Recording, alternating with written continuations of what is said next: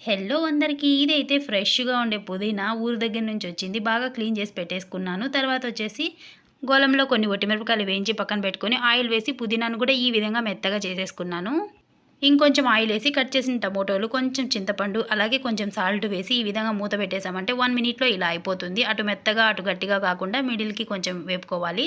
తర్వాత మిక్సీ జార్‌లో జీలకర్ర, తెల్లగడ్డలు, ఒట్టిమిరపకాయలు వేసి ఇలా పౌడర్‌లాగా చేసుకున్నాను.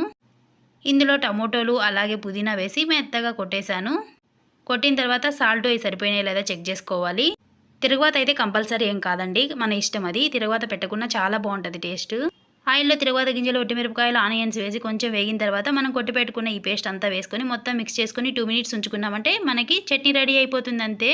నిజంగా టేస్ట్ అయితే చాలా బాగుంటుంది. వేడి వేడి అన్నంలో కొంచెం నెయ్యి వేసుకొని కలుపుకొని తిన్నామంటే ఎన్ని ముద్దలైనా తినేస్తూ ఉంటాం. వీడియో నచ్చినట్లయితే తప్పకుండా సబ్స్క్రైబ్ చేయండి. Thank you. బాయ్.